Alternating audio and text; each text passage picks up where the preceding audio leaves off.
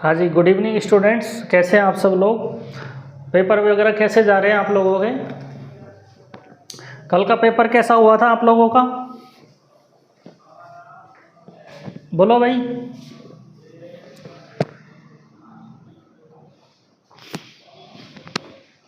Crash course से कुछ फ़ायदा हो रहा है क्या आप लोगों को, बोलो भाई। अभी क्लास कौन अटेंड कर रहा है, ज़रा बताओ, नाम बताओ।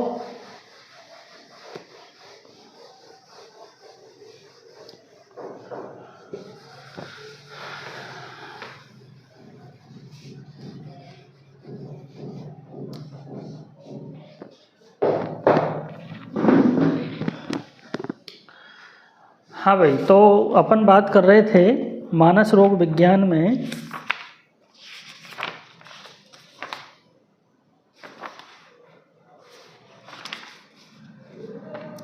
जो इंटरव्यू जो ले रहे हैं, मानसिक रोगी का हम इंटरव्यू ले रहे हैं, ठीक है। उसके सोपान के बारे में बात करनी, यानी अलग अलग स्टेप्स में उसका इंटरव्यू लेना है हमें मानसिक रोगी का, उसके बारे में बात करते हैं, ठीक है। तो सबसे पहला स्टेप दे रखा है साक्षात्कार की तैयारी, ठीक है। तो इंटरव्यू लेने से पहले परिचारक और रोगी को पूर्ण तरह से तैयार रहना चाहिए, ठीक है। इसके लिए आवश्यक है कि परिचारक या नर्स उस रोगी से साक्षात्कार के लिए एक ऐसा वातावरण बनाए, ठीक है, एक माहौल बनाए, ठीक है, एक वातावरण बनाए और स्वयं भी प्रसन्न मन से रोगी की व्यथा सुनने के लिए तैयार रहे, ठीक है। इसके लिए आवश्यक है कि परिचारक अपने स्वामी या रोगी के प्रति अनुराग रखे, अनुराग यानी प्रेम रखे, ठीक है। तो कहने का मतलब ये है कि इंटरव्यू लेने से पहले मतलब जिस रूम के अंदर इंटरव्यू लेना है तो उसका जो वातावरण है, उसका जो माहौल है वो अच्छा होना चाहिए, ठीक है। और खुश होकर प्रसन्न मन से क्या करना चाहिए, उस मानसिक रोगी का इंटरव्यू लेना चाहिए और उसमें उससे बात करते हुए अपनेपन की भावना दिखानी चाहिए, ठीक है। उसको ऐसा लगना चाहिए कि ये कोई पराया इंसान नहीं है, ये कोई मेरा अपना ही है, ठीक है। चलो परिचय करना, ठीक है। तो परिचय में ये है कि जब अपन मानसिक रोगी से बात करना शुरू करते हैं तो सबसे पहले हम उसका नाम वगैरह पूछते हैं, ठीक है। खुद का भी नाम बताना चाहिए, खुद का भी इंट्रोडक्शन दो, सामने वाला भी इंट्रोडक्शन लो, ठीक है, ताकि क्या उसको ये पता लग जाए भाई ये कौन है, क्या है, ठीक है। तो लिखा है कि परिचय करना रोगी के साक्षात्कार का द्वितीय चरण है। प्रथम में ज्यों ही रोगी आता है तो परिचारक विनम्रतापूर्वक पूछताछ करें, रजिस्ट्रेशन कक्ष में अपना परिचय देकर उसका परिचय लेता है। जैसे वह रोगी का नाम, उसके पिता का नाम, उम्र, लिंग, जाति, निवास स्थान तथा व्यथा के बारे में पूछता है, ठीक है। व्याधि के लक्षणों के बारे में जानकारी प्राप्त कर वह उस रोगी को विशेषज्ञ चिकित्सक के पास में भेजता है, ठीक है। यानी जो परिचारक है वो रोगी का जो रोग है उसके बारे में थोड़ी सी जानकारी लेकर उसे आइडिया लग जाता है कि किस डॉक्टर के पास में इसको भेजना चाहिए, ठीक है।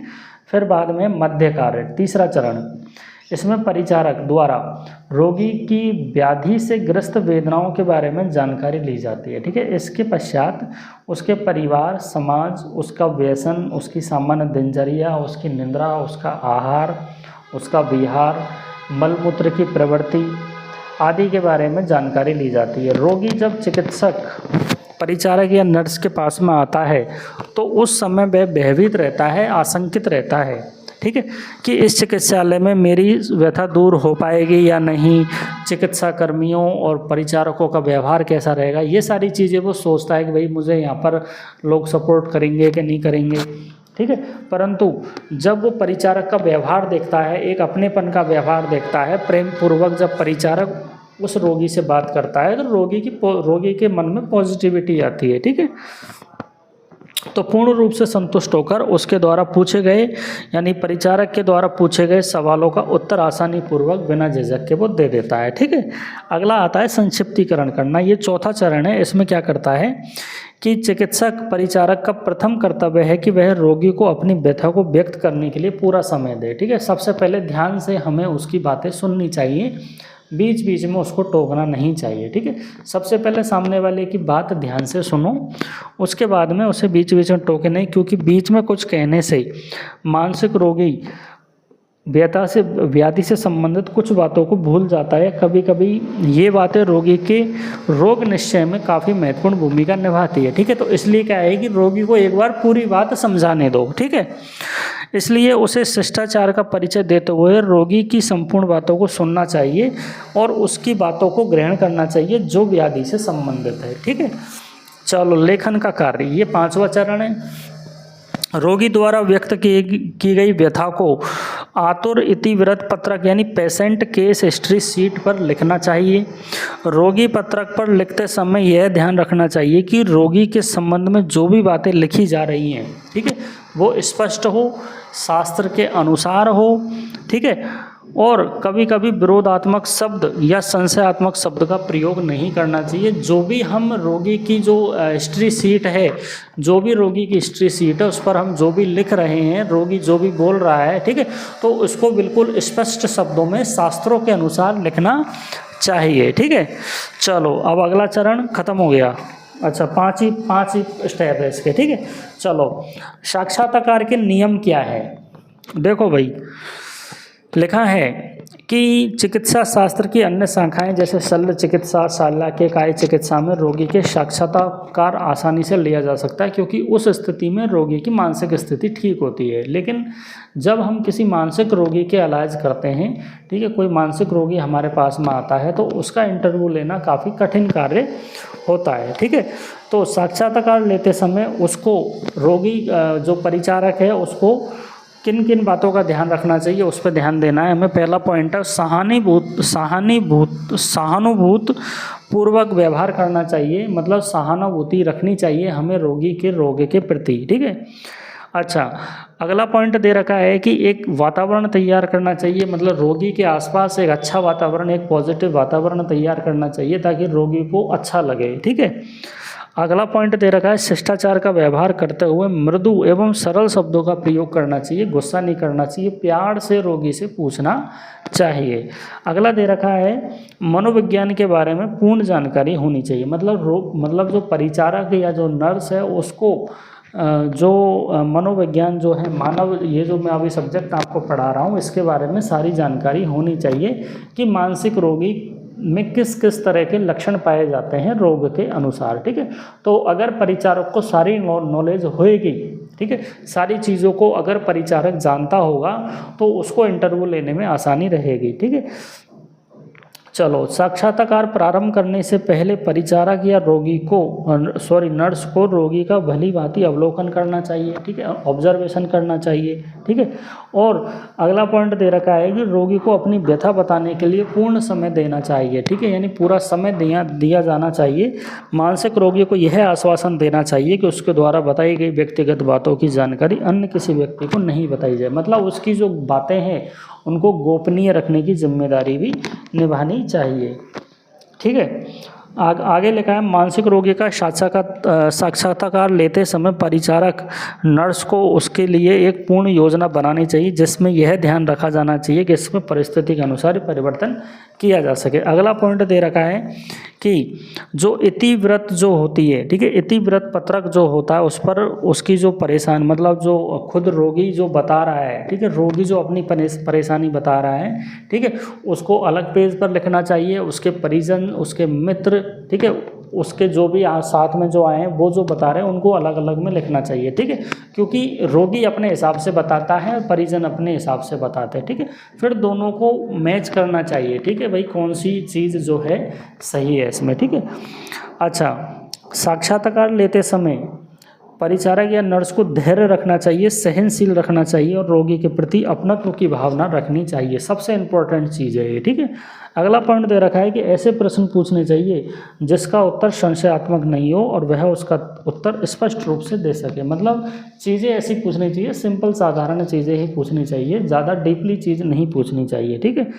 चलो अगला दे रखा है, रोगी या उसके द्वारा बताई गई जानकारी का अंकन जैसे स्थान पर रोगी व्यवस्था पत्र पर लिख देना चाहिए, नहीं तो कभी कभी परिचारक नर्स द्वारा बताई गई जानकारियों को भूल जाता है, ठीक है।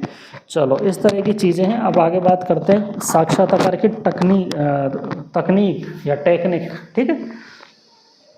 तो इंटरव्यू लेने की भी एक तकनीक होती है, ठीक है। तो तकनीक के बारे में बात करते हैं अपन, ठीक है। तो यहाँ पर कई सारे पॉइंट दे रखे हैं, 12 पॉइंट दे रखे हैं, ठीक है। तो 12 पॉइंटों की हम बात करेंगे यहाँ पे। चलो पहला पॉइंट है अवलोकन। सबसे पहले क्या करेंगे, ऑब्जर्वेशन करेंगे, ठीक है। तो रोगी को चिकित्सालय में प्रवेश से संज्ञा तक ले जाते समय उसकी स्थिति का अवलोकन करना चाहिए, ठीक है। दर्शन परीक्षा किससे करेंगे, हम नेत्रों से करेंगे दर्शन परीक्षा, ठीक है। दर्शन परीक्षा यानी इंस्पेक्शन हम जो कर रहे हैं वो हम नेत्रों से करते हैं, ठीक है। तो प्रथम परीक्षा जो करनी है हमें दर्शन परीक्षा करेंगे। अपने दर्शन इंद्रियों के द्वारा मानसिक रोगी की स्थिति के बारे में पता लग जाता है। तो अवलोकन करते समय नर्स या परिचारक को निम्नलिखित बातों पर विशेष ध्यान देना चाहिए। लिखी हुई है, रोगी की बाहरी वेदनाएं, शारीरिक त्वचा, शोथ, शारीरिक बनावट का अवलोकन करना चाहिए, ठीक है। यानी मानसिक रोगी के अगर कोई दर्द हो रहा है तो वो दर्द की जगह देखनी चाहिए, ठीक है। उसकी जो त्वचा है वो देखनी चाहिए, कहीं पर कोई सूजन तो नहीं है, शोथ तो नहीं है, ठीक है। उसकी शारीरिक बनावट देखनी चाहिए, ठीक है। भाई मोटा है कि पतला है, लंबा है, कैसा है, ठीक है। अच्छा, इसके अलावा उसकी व्यक्तिगत स्वस्थ व्रत भी देखना चाहिए, उसकी जो पर्सनल हाइजीन जो होती है वो देखनी चाहिए। भाई रोगी साफ सफाई से रहता है कि नहीं रहता है, उसकी वाणी कैसी है, बोलने का तरीका कैसा है, ठीक है। इसके साथ में ही उसकी मन स्थिति का भी अवलोकन कर लिया जाता है। इसके बाद में नम्रतापूर्वक मृदु और मधुर शब्दों का प्रयोग करना चाहिए। उसके बाद में अगली टेक्निक है सुनना। सुनने का मतलब है कि रोगी द्वारा जो जानकारी दी जा रही है उनको हमें ध्यानपूर्वक सुनना चाहिए, ठीक है। तो इससे रोगी के ऊपर मानसिक रूप से प्रभाव पड़ता है, उसकी बातों में रुचि लेनी चाहिए। मतलब अगर हम किसी व्यक्ति की बातों में इंटरेस्ट लेंगे तो वो हमें ज़्यादा से ज़्यादा बताने की कोशिश करेगा, ठीक है। क्योंकि एक मानसिक रोगी जो होता है, मानसिक रोगी ये सोचता है कि भाई मैं मेरी व्यथा को किस व्यक्ति को बताऊं। वो हर किसी को नहीं बताता, वो उसी व्यक्ति को बताता है जो उससे अपनापन की भावना से बात करता है, ठीक है। अपनेपन की भावना से उसकी व्यथा को अगर सुनता है अगर परिचारक, तो मानसिक रोगी जो होगा वो अपनी व्यथा को और ज़्यादा अच्छे से बता पाएगा, ठीक है।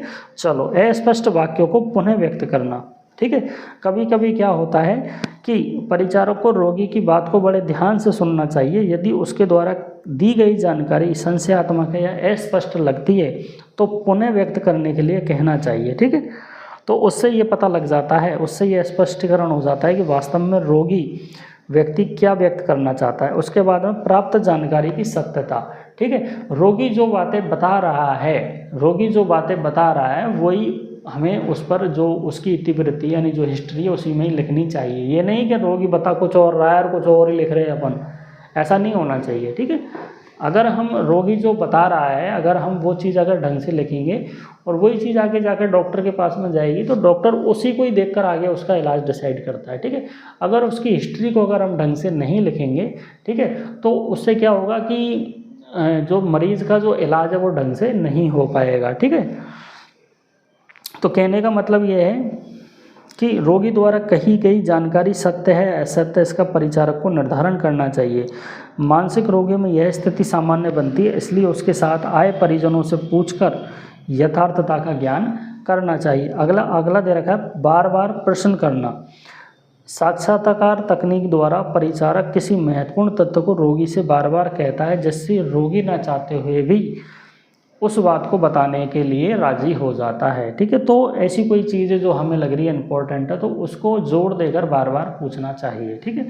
रोग के बारे में ज्ञान देना, लिखा है साक्षात्कार तकनीक के आधार पर परिचारक नर्स रोगी से उसके रोग से संबंधित जानकारी बता सकता है, जैसे रोग का क्या प्रकार है, रोग का क्या कारण है, रोग की औसत मात्रा, उपक्रम क्या है, उपपथ्य अपथ्य, चिकित्सालय से संबंधित जानकारियाँ हैं, ठीक है। तो ये सामान्य चीज़ें बता सकता है। अगला दे रखा है स्पष्टीकरण। साक्षात्कार में रोगी द्वारा कही गई बातों को परिचारक या नर्स को उसे पुनः आसानी पूर्वक समझा जा सकता है, ठीक है, समझा सकता है। कभी कभी रोगी के लिए कुछ बातें उसके रोग के लिए आवश्यक होती है, परंतु वह उसे परिचारक से कहने में संकोच करता है। उस समय परिचारक उसे और स्पष्ट रूप से समझा सकता है, ठीक है। चलो दूसरे शब्दों में व्यक्त कर सकते हैं, ठीक है।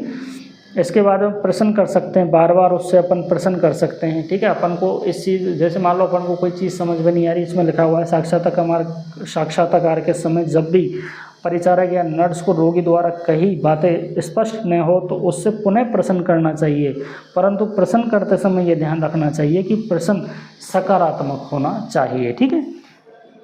जो प्रश्न जो पूछना है, जो क्वेश्चन जो उससे पूछना है, वो एक मित्र की भांति उससे सवाल पूछना चाहिए, ठीक है। प्रश्न छोटे होने चाहिए, ठीक है। भिन्नता रखना। साक्षात्कार के समय यदि परिचारक या नर्स को रोगी द्वारा कही गई बातें समझ में नहीं आए तो उदाहरण द्वारा 2 प्रश्नों में उत्तर देकर उसे समझाना चाहिए, ठीक है। चलो आगे लिख रखा है मुख्य लक्ष्य पर आना। साक्षात्कार के समय परिचारक उस व्याधि से संबंधित किसी एक बात पर केंद्रित हो जाता है, इससे उस विषय से संबंधित अनेक बातों का स्पष्टीकरण हो जाता है। अगला दे रखा है संक्षिप्तीकरण करना।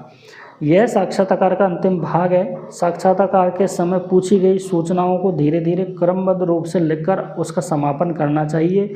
रोगी और उसके परिजनों के समक्ष एकत्रित की गई सूचनाओं को पढ़कर बताना चाहिए, जिससे यह स्पष्ट हो जाए कि साक्षात्कार के समय कुछ तथ्यों को भूलवश नहीं बताया गया है। ऐसे तथ्यों को जोड़ देना चाहिए, ठीक है। तो एक सामान्य चीज़ है, यहाँ पे कोई ज़्यादा इतनी खास बात नहीं है, ठीक है। चलो अब मानसिक स्तर का परीक्षण हम कर रहे हैं, ठीक है। तो सबसे पहले कर रहे हैं हम रोगी की सामान्य स्थिति और उसके व्यवहार का परीक्षण, ठीक है। तो रोगी की सामान्य स्थिति और उसका व्यवहार दे रखा है, अगले पेज पर आ जाओ। रोगी परिचारक के पास जब पहले पहले आता है तो उसके बाहरी स्वरूप और व्यवहार का पता चल जाता है, ठीक है। यानी उसकी शरीर की बनावट वगैरह उसका पता चल जाता है। रोगी की सामान्य स्थिति और व्यवहार के अंतर्गत निम्नलिखित बिंदुओं पर ध्यान देना चाहिए। सबसे पहले सबसे बाहरी स्वरूप देखेंगे, उसकी त्वचा का वर्ण, कोई उभार तो नहीं है, कोई गांठ तो नहीं है, कोई सूजन तो नहीं है उसके शरीर पर, ठीक है। परीक्षक की प्रति मनोवृत्ति, रोगी का परिचारक या नर्स के प्रति मानसिक भावनाएं कैसी है। ध्यान रखना चाहिए कि रोगी का परिचारक या नर्स के प्रति मानसिक भावनाएं कैसी है। कभी कभी रोगी परिचारक या नर्स के प्रति पूर्वाग्रह से ग्रस्त रहता है, इससे वह साक्षात्कार के समय उसका पूर्ण सहयोग नहीं कर पाता है, ठीक है। अगला दे रखा समझने की शक्ति। तो नर्स द्वारा पूछे गए प्रश्नों को रोगी अच्छी तरह से समझ रहा है या नहीं, यह उसकी मानसिक शक्ति पर निर्भर करता है, ठीक है। शारीरिक मुद्रा, शारीरिक संगठन कैसा है, ठीक है। वह परिचारक नर्स की बातों को सुनकर क्रोध तो नहीं कर रहा है, इन चीज़ों को ध्यान रख। शारीरिक क्रियाएं, वह उसकी जो शारीरिक क्रियाएं जो है वो आसानी पूर्वक कर रहा है कि नहीं कर रहा है, जैसे चलना, दौड़ना, उठना, जो भी है। सामाजिक स्तर, रोगी का समाज के व्यक्तियों के प्रति कैसा व्यवहार है, ठीक है, भ्रमित व्यवहार है, ठीक है।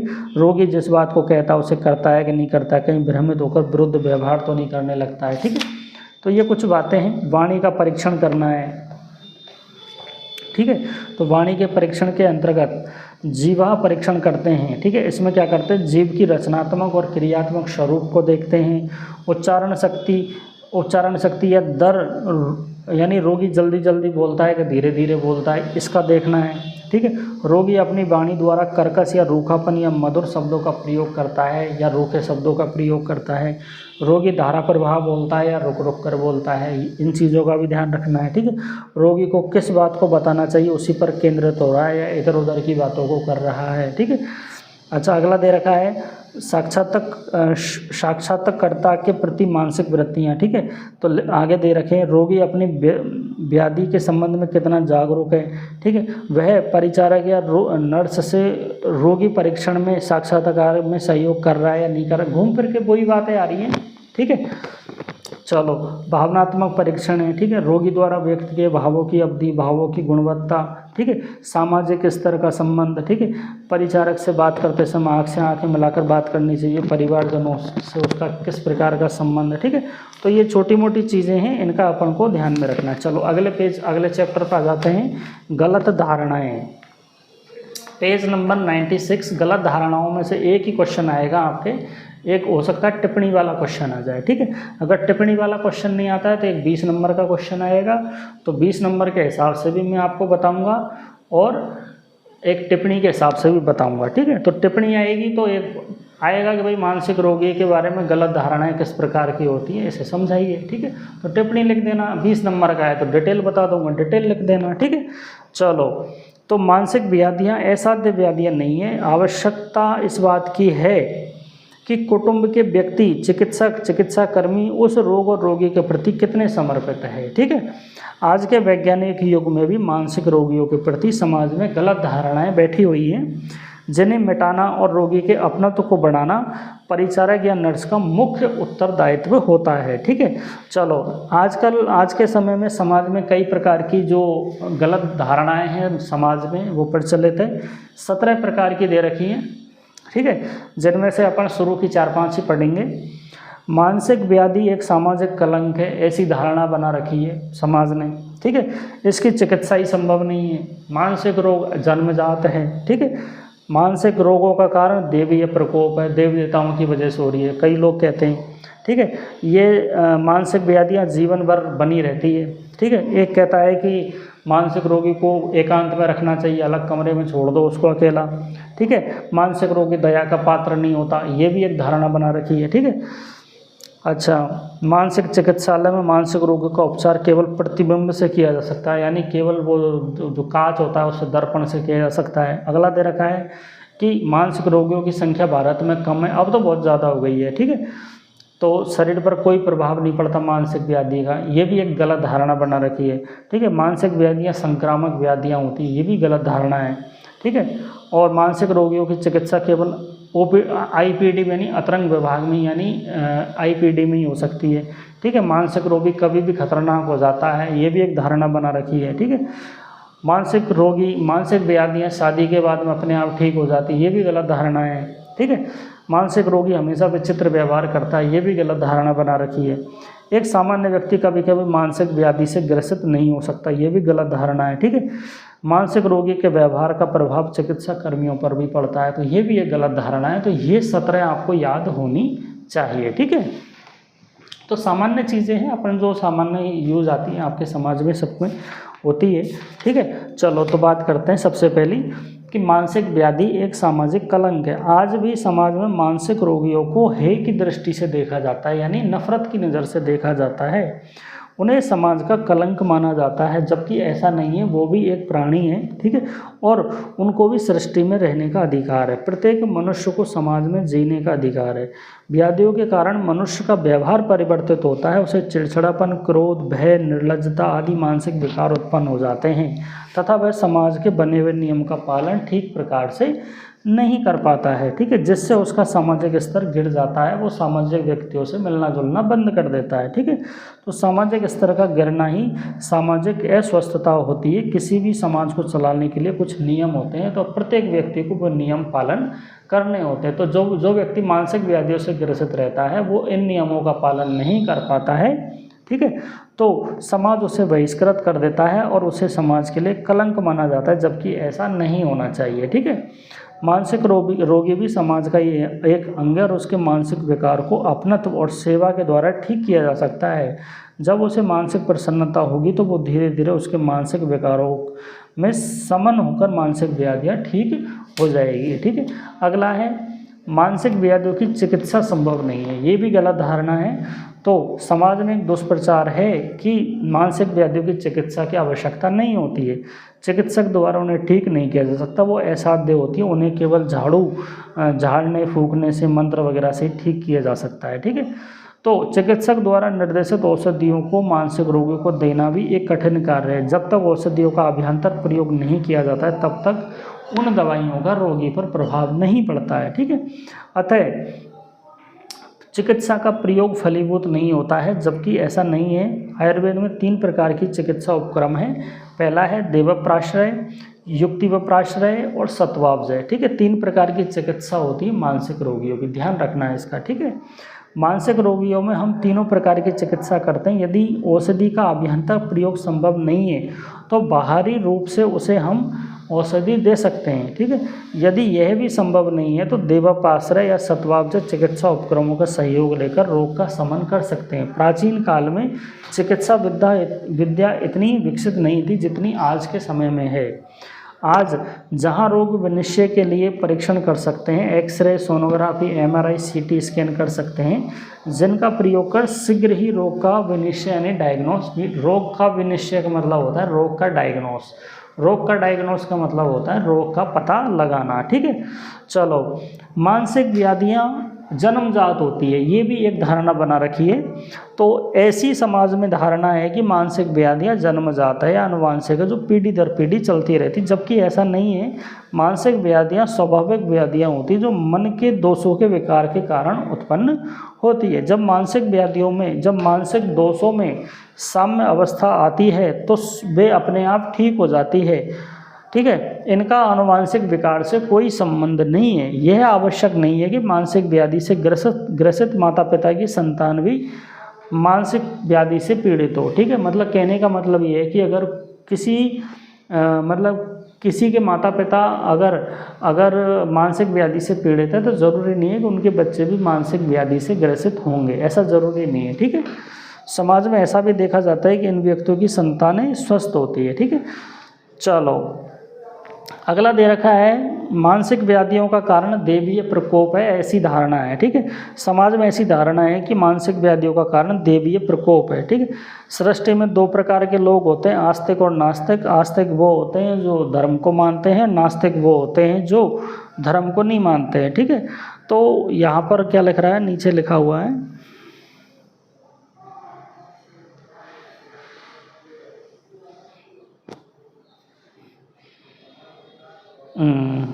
जब प्रज्ञा अपराध के कारण व्यक्ति कुल देवता, पूर्वज, अतृप्त आत्माओं द्वारा कष्ट पहुंचाता है तो दुखी होकर उसमें मानसिक व्याधियां उत्पन्न कर देते, परंतु ऐसा नहीं है, ठीक है। यानी देवीय प्रकोप नहीं होती है, ठीक है। आयुर्वेद में रोगों व स्वस्थता के 3 कारण हैं, आत्म इंद्रिय संयोग, प्रज्ञा अपराध और परिणाम, ठीक है। तो मानसिक व्याधियां जो होती है वो देवीय प्रकोप की वजह से नहीं होती है। ये 3 कारण होते हैं, आत्म इंद्रिय संयोग, ठीक है, प्रज्ञा अपराध और परिणाम, ठीक है। इनके कारण क्या होती है, मानसिक व्याधियां होती हैं, शारीरिक व्याधियां होती हैं, ठीक है। मानसिक व्याधियों की उत्पत्ति में प्रज्ञा अपराध मुख्य कारण है। जब बुद्धि विभ्रंश के कारण दिनचर्या, ऋतुचर्या, सद्व्रत आदि का मनुष्य ठीक प्रकार से पालन नहीं कर पाता है तो मानसिक व्याधियों का प्रादुर्भाव हो जाता है, तथा समाज में अज्ञानता, अशिक्षा के कारण लोग उसे देवीय प्रकोप मानकर उस मानसिक व्याधि से ग्रसित व्यक्ति की चिकित्सा न कराकर देव वशात छोड़ देते हैं और यह सोचते हैं कि देव, भूत, पिशाच आदि ठीक हो जाएंगे तो यह व्याधि भी ठीक हो जाएगी, ठीक है। मतलब इस तरह की धारणाएं समाज में होती है, ठीक है। आगे की चीज़ें मैं नहीं पढ़ा रहा आप लोगों को, ठीक है, क्योंकि वही सिंपल चीज़ें, कुछ समझाने की ज़रूरत नहीं है, ठीक है। टिप्पणी वाला क्वेश्चन आएगा तो आप लिख सकते हो, ज़्यादा इसके 4-5 पढ़ा दिए मैंने, बहुत है ये, ठीक है। अगर मान लो अगर 20 नंबर का भी पेपर आ जाता है तो ये आप इतना लिख दोगे वही काफ़ी है, ठीक है। और टिप्पणी वाला क्वेश्चन आता है तो ये जितने भी 17 पॉइंट है ये सारे लिख देना, ठीक है। कौन कौन सी धारणा, जैसे मान लो टिप्पणियों के बारे में क्वेश्चन आता है कि भाई समाज में कौन कौन सी गलत धारणाएं हैं, ठीक है। तो ये थोड़ा सा ऊपर जो लिखा हुआ है पेज नंबर 96 पर ये लिखकर, और ये 17 प्रकार की जो गलत धारणाएं इनको लिख देना, ठीक है। और अगर 20 नंबर का क्वेश्चन आ जाता है तो ये 17 के नाम लिख देना, उसके बाद में ये जो 4 जो मैंने बताई इनकी डिटेल लिख देना, काफ़ी है, ठीक है। इससे चल जाएगा आप लोगों का काम, ठीक है। चलो, अब हम अगले चैप्टर पर जाते हैं, मनोरोगों के कारण। अगला चैप्टर है मनोरोग के कारण, ठीक है। 1 सेकंड में आता हूँ।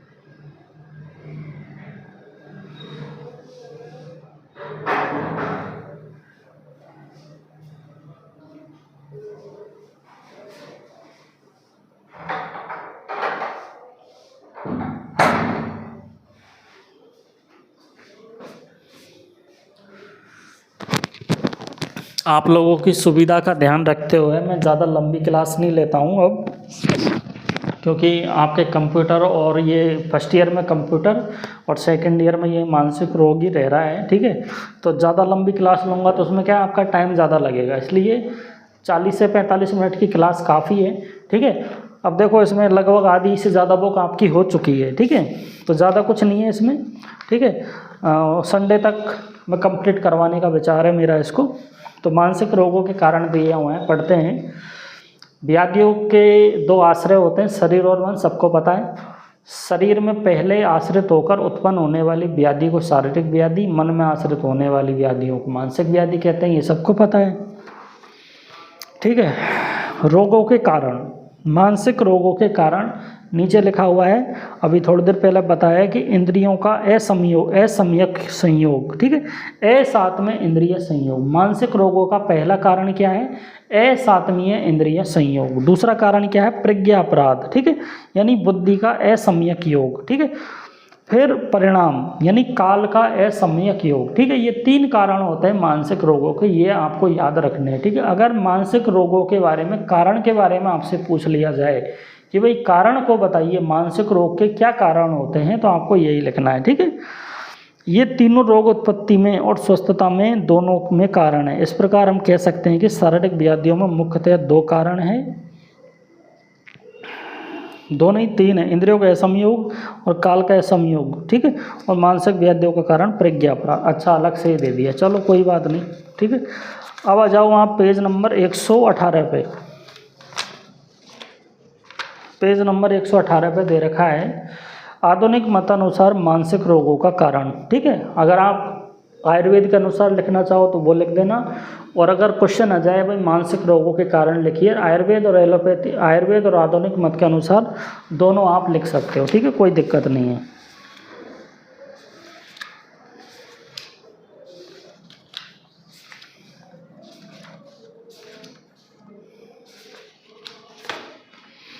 चलो, तो सबसे पहले दे रखा है आधुनिक मत के अनुसार मानसिक रोगों के कारण में जैविक कारण, मनोवैज्ञानिक कारण और सामाजिक सांस्कृतिक कारण, ठीक है।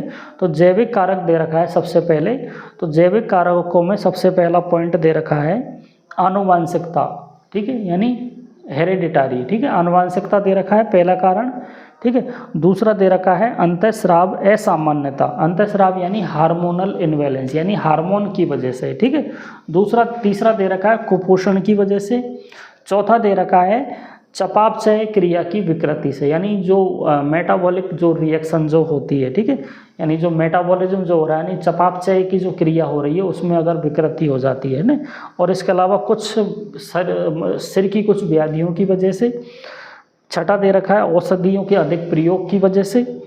सातवां दे रखा है जीवन की विकासात्मक अवस्थाओं की वजह से। और आठवां दे रखा है कुछ अन्य कारणों से, ठीक है। तो सबसे पहले बात करते हैं जैविक कारणों की वजह से, ठीक है। तो जैविक कारणों में सबसे पहला दे रखा है आनुवांशिकता, ठीक है। तो आनुवांशिकता यानी हेरिडिटारी की वजह से, ठीक है। माता पिता के शुक्र और शोणित में गुणसूत्र की संरचना और असामान्यता के कारण संतान में मानसिक व्याधियाँ होती हैं, ठीक है। अब इसको थोड़ा सा समझा देता हूँ मैं।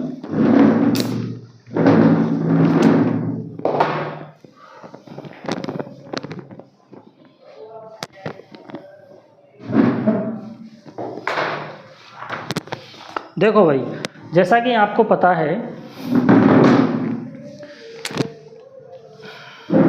जो माता का होता है अंडाणु और पिता का होता है शुक्राणु, ये सब आपको पता है, ठीक है। और इसमें जो इसके अंदर जो वो होता है 22 प्लस XX ये गुणसूत्र होता है इसके अंदर, ठीक है। और इसके अंदर होता है 22 प्लस XY, ठीक है। और ये जो होते हैं ना, ये जो लास्ट के जो दे रखे हैं, ठीक है, ये कौन से होते हैं? ये होते हैं लिंग गुणसूत्र, ठीक है। कौन से होते हैं ये? लिंग गुणसूत्र, ठीक है। इंग्लिश में होते हैं ये सेक्स क्रोमोसोम, सेक्स क्रोमोसोम, ठीक है, सेक्स क्रोमोसोम, ठीक है। और ये जो होते हैं इनको क्या बोलते हैं अपन, ऑटोसोम बोलते हैं इनको। क्या बोलते हैं इनको हम, ऑटोसोम। क्या बोलते हैं इनको हम, ऑटोसोम बोलते हैं, ठीक है। तो ये जो लास्ट वाले जो होते हैं ना दो लिंग गुणसूत्र, इन लिंग गुणसूत्रों के आधार पर ही क्या होता है, लिंग का निर्धारण होता है कि बच्चा लड़का होगा या लड़की होगी, ठीक है। तो अंडाणु और शुक्राणु के मिलन से क्या बनता है, युग्मनज बनता है, ठीक है, डिप्लॉइड बनता है, ठीक है। ये हैप्लॉइड होते हैं, ये बता चुका हूँ मैं आप लोगों को, ठीक है। देखो अगर अंडाणु या माता के शुक्राणु, माता के अंडाणु या पिता के शुक्राणु में किसी भी तरह की अगर कोई आनुवांशिक विकृति अगर होती है, ठीक है, तो उससे जो रोग होते हैं उनमें कौन कौन सा है, सबसे पहला है डाउन सिंड्रोम। डाउन सिंड्रोम, पहले मैं लिख देता हूँ इसको, एक नाम हो रहा है मंगोलिज्म, मंगोलिज्म, ठीक है। दूसरा है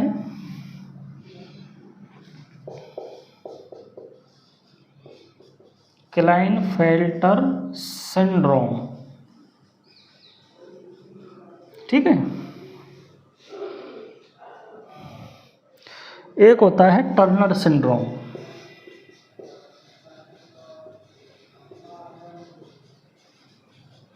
ये गुणसूत्रों में विकृति की वजह से ये रोग उत्पन्न होते हैं। अब देखो भाई, अब क्या होता है इनमें,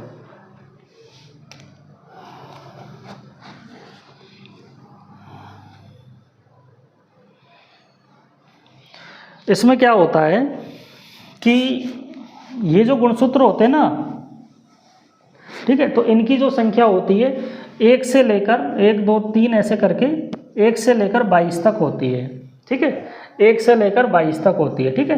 तो 21वां जो गुणसूत्र होता है, 21st जो गुणसूत्र होता है, ठीक है, 21st जो गुणसूत्र होता है वो कौन सा होता है, एक्स होता है, ठीक है। और ये भी कौन सा होता है, एक्स होता है, ठीक है। 22वां भी कैसा होता है, एक्स होता है। लेकिन ये जो 23वां जो होता है, 23वां जोड़ी जो होता है, अगर लड़की है तो एक्स होगा, और अगर लड़का है तो ये क्या होगा, XY होगा, ठीक है। तो इतनी सी चीज़ की वजह से लड़का और लड़की में फ़र्क आ जाता है, ठीक है। तो इसमें क्या होता है कि जो 21वें नंबर का जो गुणसूत्र होता है, ठीक है, ये 21वें नंबर का जो गुणसूत्र होता है, इसमें एक और एक्स्ट्रा गुणसूत्र आ जाता है, ठीक है। यानी यहाँ पर कितने गुणसूत्र हो गए, यहाँ पर 3 गुणसूत्र हो गए यहाँ पर, ठीक है। तो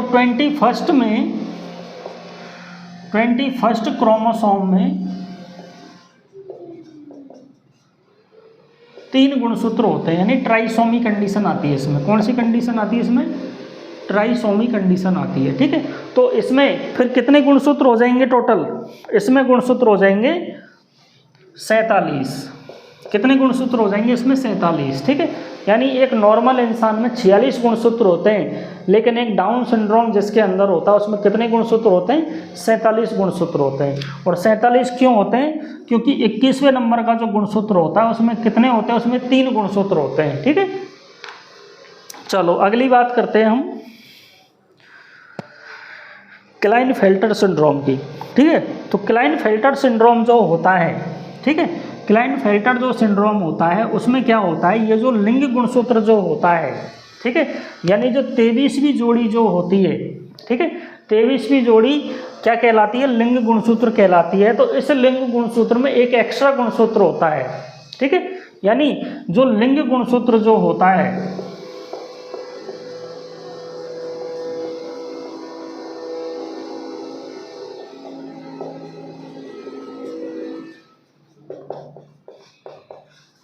ठीक है, तो लिंग गुणसूत्र में एक अतिरिक्त गुणसूत्र होता है, उसकी वजह से इसमें भी कितने गुणसूत्र होते हैं, 47 गुणसूत्र होते हैं इसके अंदर भी, ठीक है। तो ये क्या कहलाता है, क्लाइनफेल्टर सिंड्रोम के। इसमें आपके लिनफेल्टर लिखा हुआ है, ये लिनफेल्टर नहीं है, क्लाइनफेल्टर होता है, ठीक है। एक होता है टर्नर सिंड्रोम। तो इसमें क्या होता है टर्नर सिंड्रोम में, तो इसमें तो क्या है लिंग गुणसूत्र में एक अतिरिक्त गुणसूत्र, ठीक है, इसमें क्या होता है लिंग गुणसूत्र में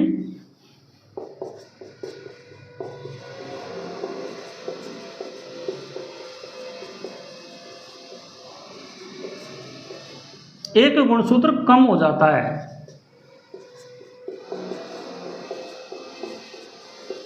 ठीक है। तो 46 की जगह पर कितने रह जाते हैं 45 ही रह जाते हैं, ठीक है। तो इसमें टर्नर सिंड्रोम में एक गुणसूत्र कम हो जाता है, ठीक है। चलो अब बात करते हैं हम हार्मोनल की, ठीक है। तो हार्मोनल में क्या होता है कि हार्मोन का जो स्राव है वो अल्प मात्रा में या अधिक मात्रा में अगर आ जाता है तो मानसिक व्याधियां हो जाती है। जैसे थायराइड हार्मोन है, पीयूष ग्रंथि यानी पिट्यूटरी ग्लैंड से निकलने वाला हार्मोन है, एड्रिनल ग्रंथि से निकलने वाले हार्मोन है, अगर उनमें डिस्टर्बेंस हो जाता है तो भी मानसिक व्याधियां हो जाती है। अगला दे रखा है कुपोषण, ठीक है। तो कुपोषण की वजह से भी मानसिक व्याधियां हो जाती है, ठीक है। तो कुछ ऐसे तत्व होते हैं जो शारीरिक और मानसिक वृद्धि और विकास के लिए आवश्यक होते हैं, जैसे vitamin B1, B2, B5, B6 की अल्पता और प्रोटीन ऊर्जा की अल्पता, लोहे की अल्पता से आयरन डेफिशिएंसी एनीमिया हो जाता है, ठीक है। एक होता है चयापचय की जो क्रिया जो होती है, ठीक है, यानी मेटाबॉलिक रिएक्शन जो होती है उसमें अगर कोई विकृति आ जाती है तो उससे भी मानसिक व्याधियां हो जाती हैं। इनमें से आप 2-4 याद रख लेना, एसिडोसिस याद रख लेना, एल्कोसिस याद रख सकते हो, वाटर इलेक्ट्रोलाइट इनबैलेंस याद रख सकते हो, ठीक है। इसके अलावा कुछ अन्य व्याधियां भी होती है जो मस्तिष्क पर प्रभाव डालती है, ठीक है। जैसे अपस्मार है, सिर में कोई इंजरी हो गई, ठीक है, सिर का कोई रोग हो गया, सिर में चोट लग गई, ठीक है, तो उससे कोई मानसिक व्याधियां हो गई, ठीक है। और अर्ध अवभेदक यानी आधा सीसी का दर्द यानी माइग्रेन का दर्द हो गया, ठीक है। इसके अलावा अंतःशिरीय संक्रमण यानी सिर में संक्रमण हो गया, ठीक है, जो सिर का जो मस्तिष्क आवरण जो होता है, ठीक है, उसमें इन्फेक्शन हो गया, या फिर निमोनिया के कारण भी, निमोनिया ज़्यादा अगर कॉम्प्लिकेशन हो गया निमोनिया में तो उसमें भी क्या है मानसिक व्याधियां हो जाती है, ठीक है। इसके अलावा कुछ औषधियों के प्रयोग से, जैसे डिजिटेलिस है, एल्कोहल है, सेडेटिव है, ठीक है, इस तरह की औषधियां ज़्यादा अगर उपयोग में लेते हैं तो उससे भी मानसिक व्याधियां हो जाती है, ठीक है। इसके अलावा जीवन की कुछ विकासात्मक होती है अवस्थाएं, जैसे शारीरिक और मानसिक वृद्धि और विकास का नाम ही जीवन है। जीवन की विभिन्न अवस्थाओं से गुजरना पड़ता है, यदि उस समय उनकी इच्छाओं की पूर्ति नहीं की जाती है तो मानसिक व्याधियां हो जाती है। जैसे प्यूबर्टी के समय, ठीक है, गर्भावस्था के समय, शिशु के जन्म के समय, रजोनिवृत्ति के समय, वृद्ध अवस्था में, ठीक है, तो कुछ जो मन की जो इच्छाएं हैं वो पूरी नहीं हो पाती है तो मानसिक व्याधियां हो जाती है, ठीक है। कुछ अन्य कारण बता रखे हैं, कुछ ऐसे शारीरिक कारण होते हैं जिनका प्रभाव मस्तिष्क पर पड़ता है जिससे मानसिक व्याधियों से ग्रसित व्यक्ति हो जाता है, जैसे अपंगता है, ठीक है, अंधता है, बहरापन है, ठीक है। तो इसकी वजह से व्यक्ति में कुंठा, तनाव और हीन भावना से वह ग्रसित हो जाता है। इसके अलावा वो ठीक प्रकार से सो नहीं पाता है चिंता की वजह से, ठीक है। तो इस तरह से जो मानसिक व्याधियों के जैविक कारक यहाँ पे बता रखे हैं, ठीक है। अगली बात करेंगे हम कल, मनोवैज्ञानिक कारणों के बारे में हम कल बात करेंगे, ठीक है। आज के लिए इतना काफ़ी है, ठीक है। कल आपकी सुबह के क्लास होएगी ये वाली, ठीक है, दोनों क्लास आपकी कल सुबह रहेगी, ठीक है। चलो ठीक है, थैंक यू।